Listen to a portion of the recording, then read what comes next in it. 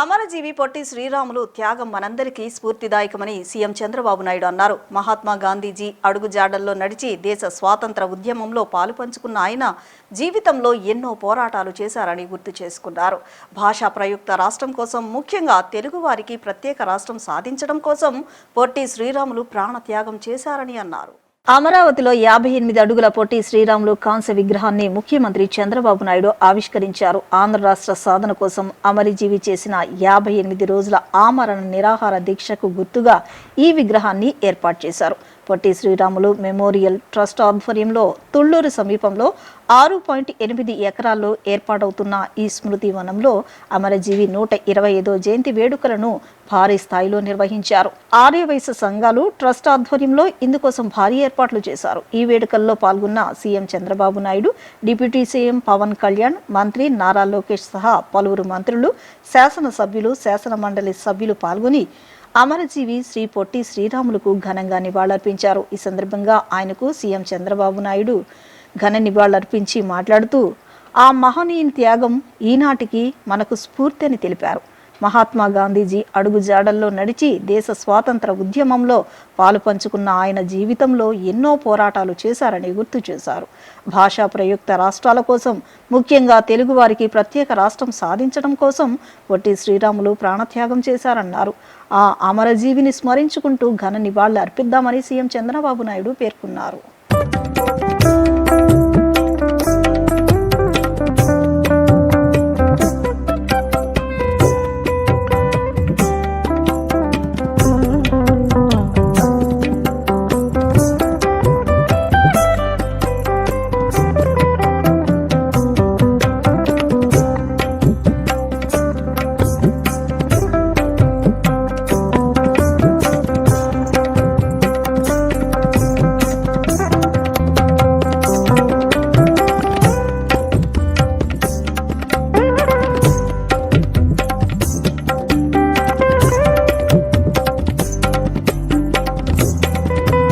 Telugu Desam party జాతీయ కార్యాలయంలో అమరజీవి పొట్టి శ్రీరాములు జయంతి వేడుకలు నిర్వహించారు. పొట్టి శ్రీరాములు విగ్రహానికి ఇరిగేషన్ శాఖ మంత్రి నిమ్మల రామానాయుడు, శాసనమండలి సభ్యురాలు పంచుమర్తి అనురాధ, పార్టీ నాయకులు కుప్పం రాజశేఖర్, పిరిపే ఈశ్వర్, బొద్దిలూరి వెంకటేశ్వరరావు, చెన్నుపాటి గాంధీ, మీడియా కోఆర్డినేటర్ దారపనేని నరేంద్రబాబు ఆయనకు పూలమాలలు వేసి నివాళులర్పించారు. అమరజీవి పొట్టి శ్రీరాములని ఆదర్శంగా తీసుకోవాలని మంత్రి నిమ్మల రామానాయుడు చెప్పారు.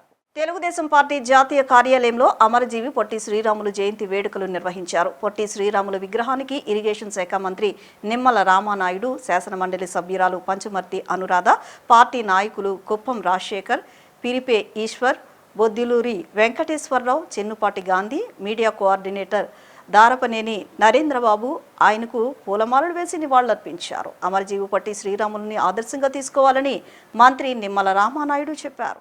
కూటమి ప్రభుత్వం వచ్చాక ముస్లిం మైనార్టీ వర్గాల ఆత్మవిశ్వాసం పెంపొందించేలా వారికి అనేక సంక్షేమ పథకాలు అమలు చేస్తుందని సెంట్రల్ ఎమ్మెల్యే బోండా ఉమామహేశ్వరరావు తెలిపారు. తెలుగుదేశం పార్టీ మైనార్టీల సంక్షేమానికి కట్టుబడి పనిచేస్తుందని ఆయన స్పష్టం చేశారు. ముస్లింలకు రంజాన్ శుభాకాంక్షలు తెలిపారు. రానున్న రంజాన్ పండుగను పురస్కరించుకుని సెంట్రల్ ఎమ్మెల్యే బోండా ఉమామహేశ్వరరావు ఆధ్వర్యంలో 36వ డివిజన్ పరిధిలోని రామలింగేశ్వరపేటలో ముస్లింలకు రంజాన్ తోఫా పంపిణీ చేశారు. డివిజన్ అధ్యక్షులు వెలగ సురేష్ ఆధ్వర్యంలో ఏర్పాటు చేసిన సభలో ఎమ్మెల్యే బోండా ఉమామహేశ్వరరావు పాల్గొని ముస్లింలకు రంజాన్ తోఫా అందజేశారు. అనంతరం ఆయన మాట్లాడుతూ పవిత్ర రంజాన్ మాసాన్ని పురస్కరించుకుని సెంట్రల్ నియోజకవర్గంలో 15,000 ముస్లిం కుటుంబాలకు రంజాన్ తోఫా పంపిణీ చేస్తున్నామని తెలిపారు. ఈ మాసంలో ముస్లింలు కఠిన ఉపవాస దీక్షలు పాటిస్తూ ప్రార్థనలు చేస్తారని, వారి ప్రార్థనల ద్వారా నియోజకవర్గ ప్రజలందరూ సుఖశాంతులతో ఉండాలని కోరుకుంటున్నామన్నారు. ఈ పవిత్ర మాసం అందరికీ శాంతి, సౌభ్రాతృత్వం, ఐక్యతను తీసుకురావాలని ఆకాంక్షించారు. కూటమి ప్రభుత్వం వచ్చాక ముస్లిం మైనార్టీ వర్గాల ఆత్మవిశ్వాసం పెంపొందించేలా వారికి అనేక సంక్షేమ పథకాలు అమలు చేస్తోందని తెలిపారు. తెలుగుదేశం పార్టీ మైనార్టీల సంక్షేమానికి కట్టుబడి పనిచేస్తుందని ఆయన స్పష్టం చేశారు. ముస్లింలకు రంజాన్ శుభాకాంక్షలు తెలిపారు.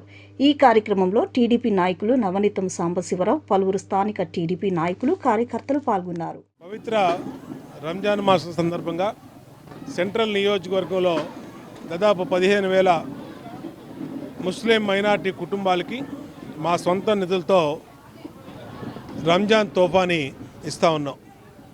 ఆ అల్లా ఆశీస్సులు అందరికీ ఉండాలని ఇవాళ పవిత్ర రంజాన్ మాసంలో కఠోర ఉపవాస దీక్షలు చేస్తూ ఈ రాష్ట్రం, ఈ దేశం, ఈ నియోజకవర్గం ప్రజలందరూ కూడా బాగుండాలని ఏదైతే అల్లా ఆశీస్సుల కోసం ప్రార్థన చేస్తూ ఉన్నారో అలాంటి ముస్లిం కుటుంబాలకి ఇవాళ ఈ తెలుగుదేశం పార్టీ తరఫున అందరికి కూడా రంజాన్ తోఫాన్ ఇస్తూ ఉన్నాం.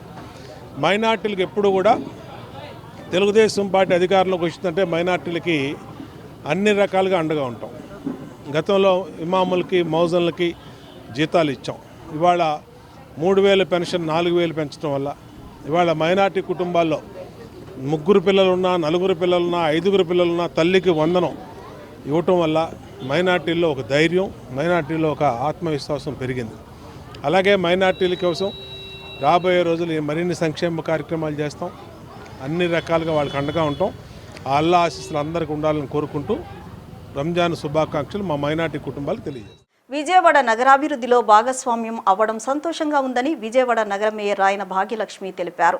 మాజీ సీఎం జగన్ బీసీ మహిళనైన తనకు మేయర్ అవకాశం కల్పించారని, విజయవాడ నగరాభివృద్ధికి పూర్తి సహకారం అందించారని చెప్పారు. కూటమి ప్రభుత్వం అధికారంలోకి వచ్చిన తరువాత విజయవాడ నగరాభివృద్ధి ఆగిపోయిందని, నగర పరిస్థితి ఎక్కడ వేసిన గొంగళి అక్కడే ఉంది అన్న చందంగా మారిపోయిందని విమర్శలు గుప్పించారు. రాయన భాగ్యలక్ష్మి విజయవాడ మేయర్ హోదాలో చివరి మీడియా సమావేశాన్ని నగరపాలక సంస్థలోని తన కార్యాలయంలో నిర్వహించారు. ఈ సందర్భంగా ఆమె మాట్లాడుతూ 5 ఏళ్లు మేయర్గా తన బాధ్యతలను పూర్తి చేయడం సంతోషంగా ఉందన్నారు. గత 5 సంవత్సరాలు బెజవాడ అభివృద్ధికి సహకరించిన ప్రతి ఒక్కరికి ప్రత్యేక ధన్యవాదాలు తెలుపుతున్నానని అన్నారు. ఒక బీసీ మహిళకు మాజీ సీఎం జగన్ మేయర్ అవకాశం కల్పించారని, విజయవాడ నగరాభివృద్ధిలో భాగంగా ఎన్నో అవార్డులు అందుకున్నామని గుర్తు చేశారు. తమ వైసీపీ ప్రభుత్వంలో నగరాన్ని అభివృద్ధి చేశామని చెప్పుకొచ్చారు. ఈ సందర్భంగా పురమిత్ర యాప్పై మేయర్ రాయన భాగ్యలక్ష్మి కీలక వ్యాఖ్యలు చేశారు. పురమిత్ర యాప్ను రద్దు చేయాలని, పురమిత్ర యాప్ ద్వారా 50% నిధులు ప్రభుత్వానికే వెళుతున్నాయని ఆరోపించారు. ఇక విజయవాడ అభివృద్ధి కూటమి ప్రభుత్వంలో ఎక్కడ జరుగుతుందని వ్యంగ్యంగా ప్రశ్నించారు. విజయవాడ నగరాభివృద్ధి జరగలేదంటున్న టీడీపీ నేతలు కూటమి ప్రభుత్వం వచ్చిన తర్వాత అభివృద్ధి జరుగుతుందని ఏ విధంగా చెప్తారని మండిపడ్డారు. రాష్ట్ర ప్రభుత్వం నుంచి బుడమేరు అభివృద్ధికి రూపాయి బిల్లు రాలేదని, టీడీపీ చెప్పే మాటలు ప్రజలు నమ్మరని వ్యాఖ్యానించారు. వైసీపీ హయాంలోనే అభివృద్ధి జరిగిందని ప్రజలందరికీ తెలుసునని, 5 ఏళ్ల పాలనలో ఒక్క రూపాయి అప్పు కూడా తాము చేయలేదని, పీపీపీ విధానంకు మేం పూర్తిగా వ్యతిరేకమని ఉద్ఘాటించారు. జగనన్న హయాంలోన గడప గడపకి మన ప్రభుత్వం ద్వారా 227 పనులన్నవి మనం గడప గడపకి వెళ్ళేటప్పుడు అక్కడ మనం ఇవ్వటం జరిగింది.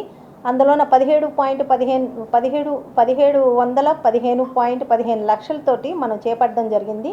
227 పనుల్లోన అప్పుడు ఎలక్షన్ టైంలోనే మనం 86 పనులు అన్నది మనం పూర్తి చేసుకున్నాము. అందులో 802.76 లక్షలు మనం ఎలక్షన్ టైంలోనే మనం పూర్తి చేసుకొని గడప గడపకి మన ప్రభుత్వంలోన మనం పూర్తి చేసుకోవడం జరిగింది.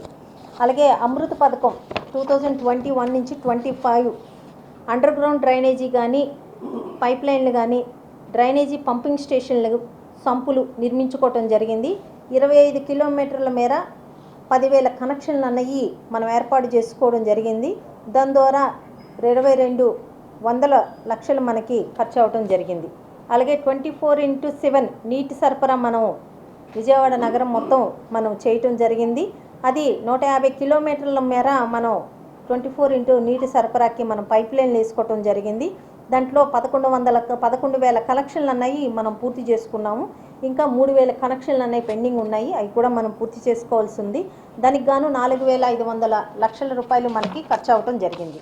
అది తప్పండి. ఎందుకంటే ఎక్కడ ఏ రోడ్డు వేసాము, ఎక్కడ ఏ ట్యాంక్ కట్టాము, ఎక్కడ మేము ఎక్కడ ఏ కమ్యూనిటీ హాల్ నిర్మించాము, ఎక్కడ మేము ఏ ఆర్యూబీ నిర్మించాము, ఎక్కడ మేము ఏ పైప్ లైన్ వేసామనేది ఏరియాలతో సహా నేను చెప్పాను. మీరు ఆ ఏరియాలకు వెళ్ళి అవి ఉన్నాయో లేదో చెక్ చేసుకోండి. లేవు అని అంటే అభివృద్ధి జరగలేదు అని చెప్పి నేను ఒప్పుకుంటాను. నేను ఏరియాస్తో సహా పేర్లు కూడా నేను చెప్పా. పలానా ఏరియాలో మేము హాస్పిటల్ కట్టాము, పలానా ఏరియాలో మేము రోడ్డు వేసాము, పలానా ఏరియాలోనే నేను ట్యాంక్ కట్టాను అని చెప్పి నేను స్పష్టంగా పూర్తి స్థాయిలో చెప్పడం జరిగింది. గతంలో కూడా నేను చాలాసార్లు చెప్పాను. మా గవర్నమెంట్ వచ్చిన తర్వాత ఏదైతే ఈ బాడీ వచ్చిందో, ఈ బాడీ వచ్చిన తర్వాత అప్పుడు ఉన్న మా పురపాలక శాఖ మంత్రివర్యులు ఆధ్వర్యంలోన, మా సీఎం గారు ఆధ్వర్యంలోన మేము పూర్తి స్థాయిలో విజయవాడ నగర అభివృద్ధికి, విజయవాడలోన మనం వసూలు చేసే ప్రతి ఒక్క రూపాయిని ట్యాక్స్ని విజయవాడ నగర అభివృద్ధి కోసమే మేము ఖర్చు పెట్టాము. ఆ రకంగా విజయవాడ నగరానికి ఒక గ్రీన్ ఛానల్ అంటూ ఒకటి తెచ్చుకొని విజయవాడ నగర అభివృద్ధికే మేము ప్రతి ఒక్క రూపాయి ఖర్చు పెట్టాము. 010 తెచ్చింది ఎవరో ప్రతి ఒక్కరికి తెలుసు. జగన్మోహన్ రెడ్డి గారు వచ్చిన తర్వాత 010 వచ్చింది. జగన్మోహన్ రెడ్డి గారు ఇంప్లిమెంట్ చేశారు కాబట్టి 010 వచ్చింది. ఈరోజు మున్సిపల్ అధికారులు ఎంతమంది ఉన్నారో, మున్సిపల్ ఎంప్లాయీస్ ప్రతి ఒక్కరూ గవర్నమెంట్ ద్వారా జీతాలు తీసుకుంటున్నారు. ఇది కూడా మనందరికీ తెలుసు.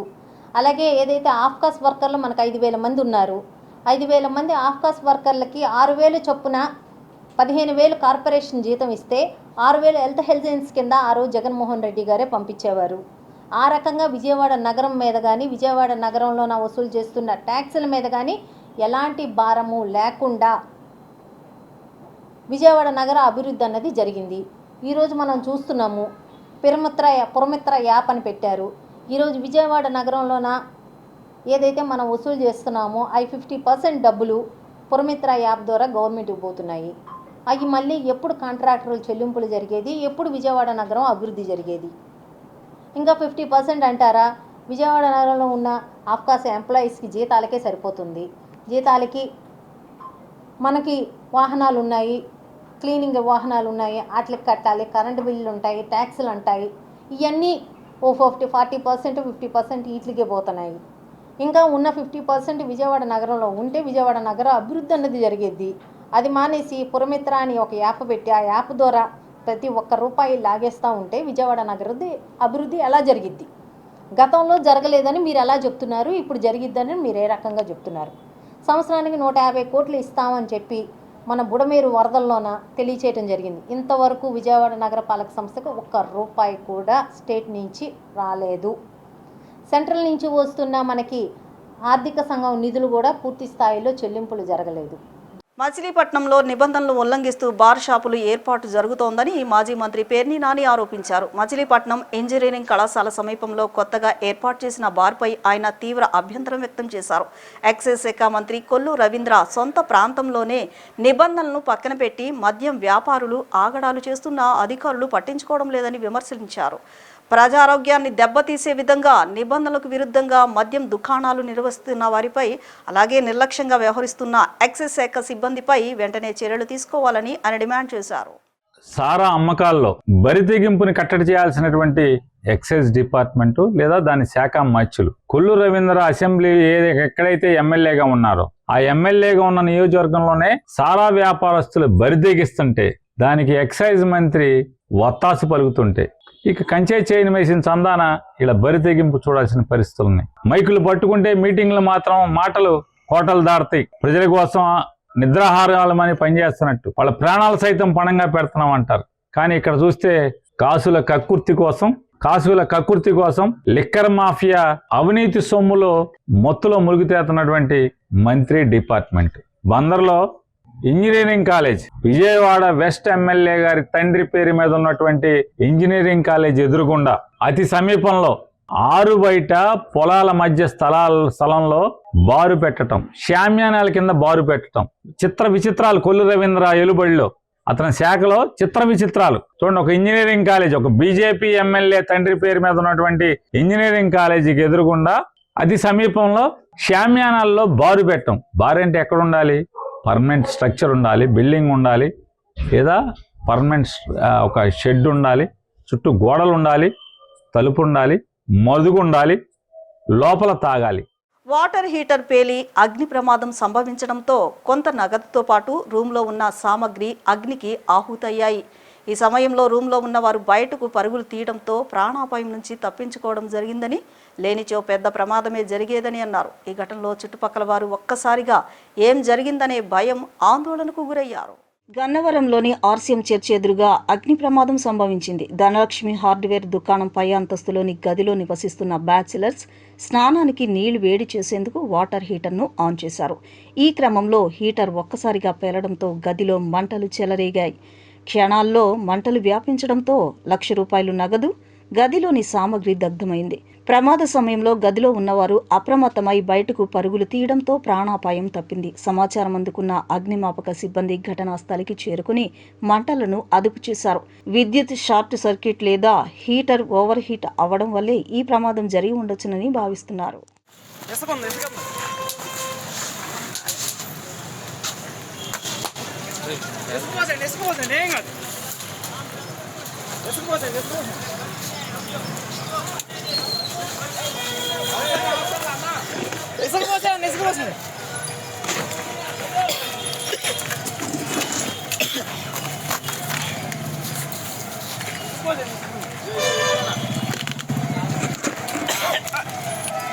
మా రేకులు మొత్తం ఆగిపోయినాయి. ఇప్పుడు ఎంత అంటారు?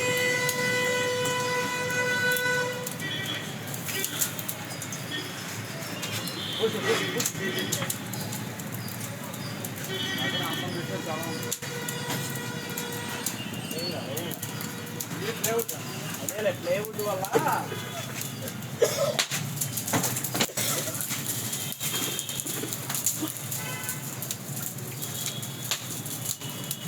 మీటర్ వల్లనా?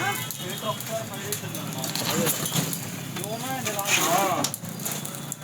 ఆ కిట్కి తీసుకొని దూకొచ్చేసాను నేను. ఇంకా ఇటు రావడానికి లేదు.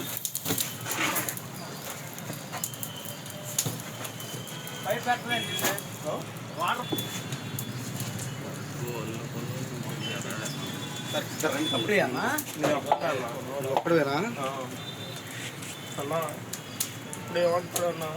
ఎవరు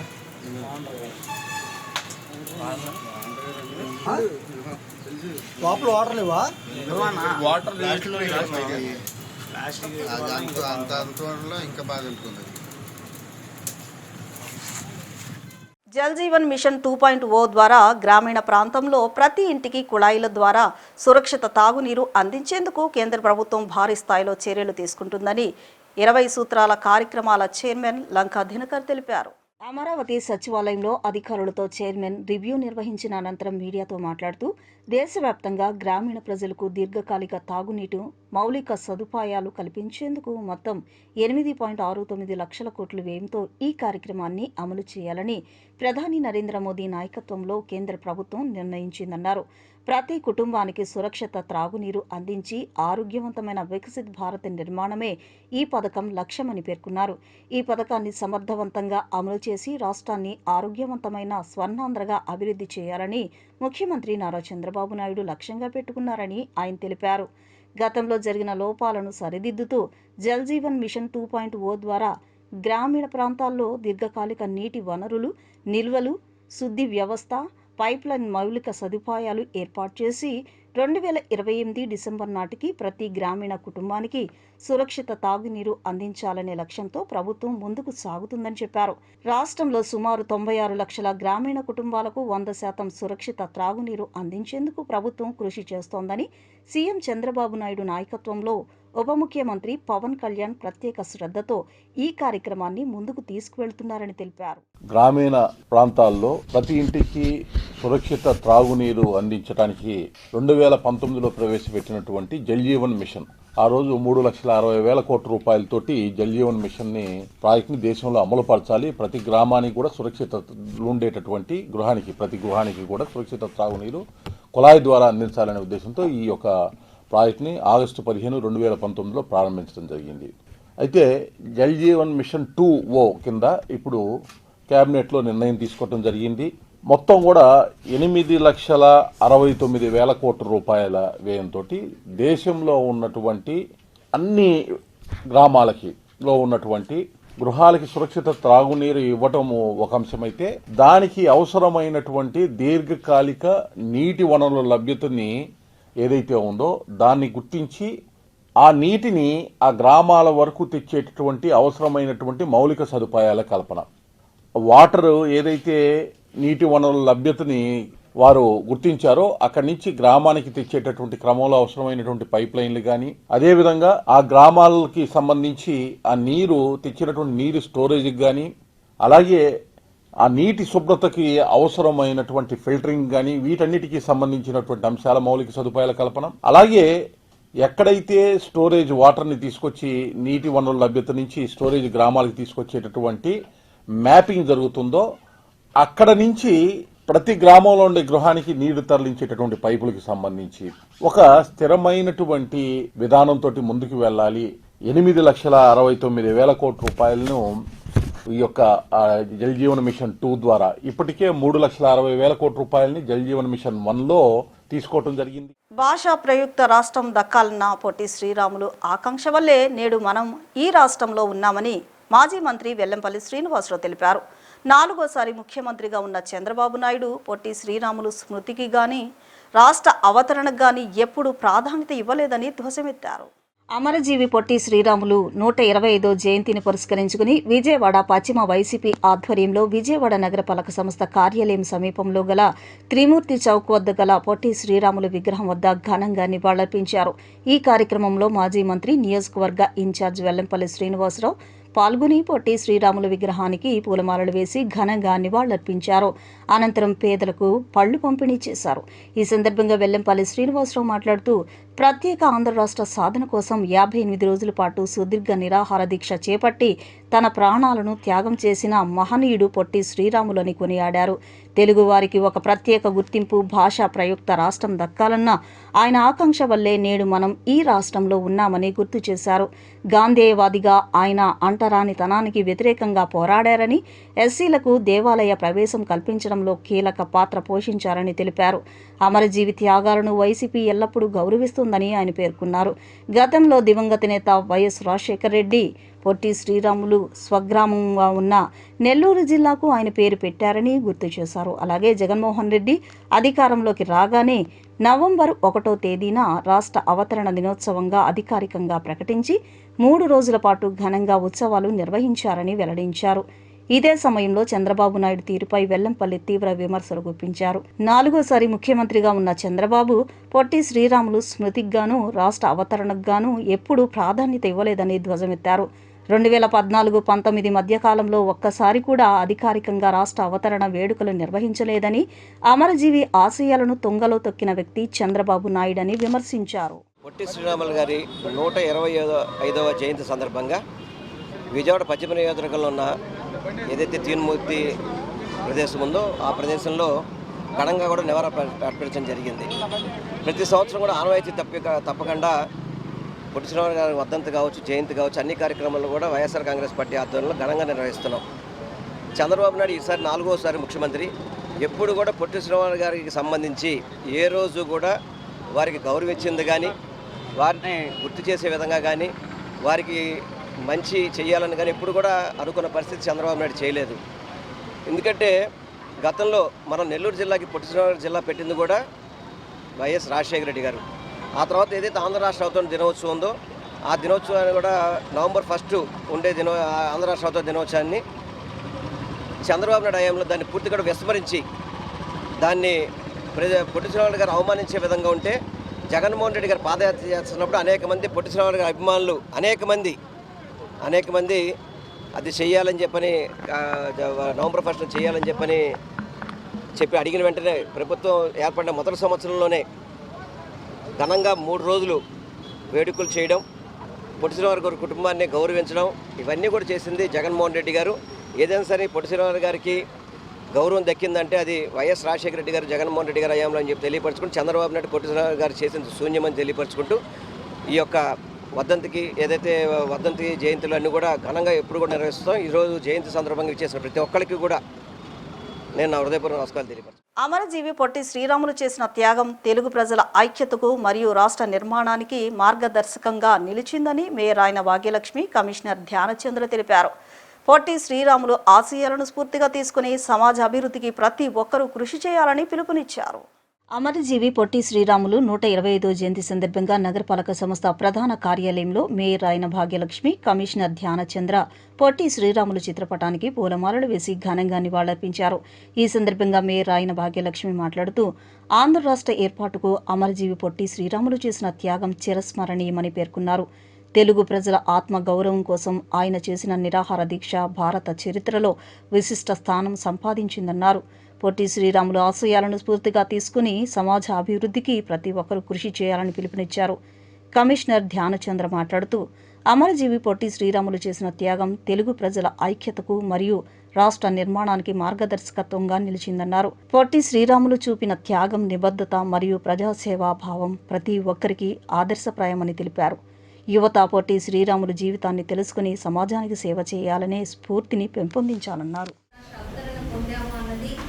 నెక్స్ట్ జనరేషన్ కూడా తెలిసే విధంగా మన ఇలాంటి ఒక కార్యక్రమాన్ని జరుపుకోవడం అన్నది చాలా మంచి కార్యక్రమం. ఈరోజు ఈ కార్యక్రమంలో మనమందరూ పార్టిసిపేట్ చేయడం, గౌరవ కమిషనర్ కానీ, హెచ్ఓడిస్ కానీ, ఇక్కడ ఉన్న ప్రతి ఒక్క మున్సిపల్ ఎంప్లాయీ కూడా నేను ధన్యవాదాలు తెలియజేస్తున్నాను. అందరికీ నమస్కారం. గౌరవ మేయర్ గారికి, అలాగే హెచ్ఓడిస్కి, వాళ్ళ ఎంప్లాయీస్కి. పొట్టి శ్రీరామ్ గారి గురించి అందరికీ తెలిసిందే. అమరజీవి పొట్టి శ్రీరాములు గారు పేరు పొందిన ఆయన ఇండిపెండెన్స్ 1947 వచ్చిన తర్వాత ఫస్ట్ టైం స్టేట్ రీఆర్గనైజేషన్ చేయాలి అనే ఒక ఆలోచన, దానికి కారణమే పొట్టి శ్రీరాములు గారిని మనం అనుకోవచ్చు. ఎందుకంటే ప్రత్యేక తెలుగు రాష్ట్రం కావాలి అనే ఒక ఆలోచనతో ఆయన స్టార్ట్ చేసిన నిరాహార దీక్ష. అన్ఫార్చునేట్లీ ఆయన బంధపడ్డారు. బట్ ఆయన స్టార్ట్ చేసిన ఒక ఎనర్జీ వల్లనే ఇమీడియట్లీ అప్పుడున్న గవర్నమెంట్ ఎంటైర్ కంట్రీలోనే ప్రత్యేకంగా రాష్ట్రాలని లాంగ్వేజ్ బేస్ పైన చేయడం జరిగింది. అంటే ఆయన ఓన్లీ తెలుగు రాష్ట్రం కోసము ఆయన చేసిన ఒక పోరాటం ఫైనల్లీ ఎంటైర్ కంట్రీలోనే కర్ణాటక ఉండొచ్చు, తమిళనాడు ఉండొచ్చు, వాళ్ళందరికీ కూడా లాభ పొందింది. అంటే దానికి శ్రీకారం చేసిన ఒక గొప్ప మనిషి శ్రీరాములు గారిని మనం అనుకోవచ్చు. ఎందుకంటే ఎప్పుడు మన తెలుగు రాష్ట్రం గురించి చెప్తాము, బట్ ఆయన వల్ల కర్ణాటక నుంచి కన్నడ రాష్ట్రం కూడా వచ్చింది, అలాగే తమిళనాడు కూడా వచ్చింది. సో ఆలోచనకి ఆయన నాంది పొందారంటే మనం అందరూ గుర్తు తెచ్చుకోవాలి. ముఖ్యంగా ఈ కార్యక్రమము ఇప్పుడు జరిపాము. గౌరవ మేయర్ గారు చెప్పినట్లు దీన్ని మనం మన ఇంట్లో పిల్లలకి, మనము జనాల్లో కూడా తీసుకెళ్ళి మర్చిపోకూడదు. ఎందుకంటే చాలామంది ఎఫర్ట్ చేసి వచ్చిన ఒక సిస్టమ్ ఇండిపెండెన్స్ అని ఉంది కాబట్టి దీని గురించి మర్చిపోకుండా ప్రతి సంవత్సరం ఆయన గురించి గుర్తించుకుని ముందెళ్ళాలి. వాస్తవంగా సీఎం గారు ప్రోగ్రామ్ జరగాలి. లాస్ట్ ఇయర్ దాకా ఇక్కడ జరిగేది కార్పొరేషన్లోనే అమరావతిలో చేస్తున్నాం కాబట్టి జరగలేదు. సో ఈ యొక్క కార్యక్రమాన్ని ఈ రోజంతా దయచేసి మీరందరూ మీ ఇంట్లో పిల్లలకి, ముఖ్యంగా పిల్లలకి తెలియాలి ఎంత కష్టపడి ఆంధ్ర రాష్ట్రం తెలియాలని కోరుకుంటూ ఈరోజు వచ్చిన అందరికీ ప్రత్యేకంగా అందరికీ ధన్యవాదాలు తెలుస్తూ పీజీఆర్ఎస్లో ప్రజలు ఇచ్చిన ఫిర్యాదులను క్షేత్రస్థాయిలో పరిశీలన చేసిన తరువాత నిర్ణీత గడువులోగా నాణ్యమైన పరిష్కారం చూపుతున్నామని కమిషనర్ ధ్యానచంద్ర తెలిపారు. వేసవి కాలాన్ని దృష్టిలో ఉంచుకుని నగర వ్యాప్తంగా ముందస్తు చర్యలు చేపట్టినట్లు కమిషనర్ వివరించారు. నగరపాలక సంస్థ కార్యాలయంలో నిర్వహించిన ప్రజా ఫిర్యాదుల పరిష్కార వేదికలో కమిషనర్ ధ్యానచంద్ర ప్రజల నుంచి అర్జీలను స్వీకరించారు. ఈ సందర్భంగా ఆయన మాట్లాడుతూ ప్రజలు ఇచ్చే ప్రతి ఫిర్యాదును అత్యంత సీరియస్గా తీసుకుని క్షేత్రస్థాయిలో పరిశీలన తరువాత నిర్ణీత గడువులోగా నాణ్యమైన పరిష్కారం చూపుతున్నామని తెలిపారు. ముఖ్యంగా టౌన్ ప్లానింగ్, శానిటేషన్ విభాగాలకు సంబంధించి ఎక్కువ వినతులు వస్తున్నాయని, అధికారుల సమన్వయంతో వీటిని పాజిటివ్గా పరిష్కరిస్తామని హామీ ఇచ్చారు. వేసవి కాలాన్ని దృష్టిలో ఉంచుకుని నగర వ్యాప్తంగా ముందస్తు చర్యలు చేపడుతున్నట్లు కమిషనర్ వివరించారు.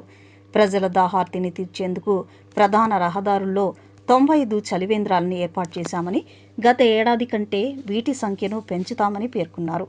కేవలం మనుషులకే కాకుండా మూగ జీవాల కోసం కూడా ప్రత్యేకంగా నీటి వసతి కల్పించాలని అధికారులకు ఆదేశాలు జారీ చేసినట్లు తెలిపారు. అలాగే రాబోయే వర్షాకాలాన్ని దృష్టిలో ఉంచుకుని నగరంలోని డ్రైనేజీ, కాలువలు, పూడికతీత పనులను భారీ ఎత్తున చేపట్టేందుకు ప్రణాళికలు సిద్ధం చేశామని ఆయన వెల్లడించారు. ఇప్పుడు వేసవిక కాలం వచ్చింది, సమ్మర్ యాక్షన్ ప్లాన్ నమోదు కూడా చేస్తున్నాము. దీనికి సంబంధించిన దాదాపుగా 95 చలివేంద్రాలు రకరకాల అన్ని రోడ్లో కూడా పెట్టడం జరిగింది. ఏ మనిషి కూడా ప్రాబ్లం లేకుండా, అలాగనే ముఖ్యంగా అనిమల్స్ అంటే డాగ్స్, క్యాటిల్స్ వాళ్ళకు కూడా ప్రత్యేకంగా వాటర్ అరేంజ్ చేయమని మాకు ఇన్స్ట్రక్షన్స్ ఉన్నాయి కాబట్టి దాన్ని ఆమోదు కూడా చేస్తున్నాము. లాస్ట్ ఇయర్ దాదాపుగా 70 చేసాము. ఈ సంవత్సరం కూడా డిమాండ్ బట్టి పెంచేసి ఎక్కడ కూడా ఇష్యూ లేకుండా చేస్తున్నాము. అలాగే మనకు వచ్చే రైనీ సీజన్కి సంబంధించిన డీసిల్టింగ్ యాక్టివిటీస్ కూడా చాలా భారీ ఎత్తున మనము విఎంసీలో ప్లాన్ చేశాము. కాబట్టి ఈ రెండు కూడా కోఆపరేషన్తో, అందరూ అధికారులు సమన్వయంతో అన్ని అప్లికేషన్స్ కూడా పాజిటివ్గా డిస్పోజ్ చేయడానికి చర్యలు తీసుకుంటాం. ఇప్పుడు చిన్న విరామం తీసుకుందాం.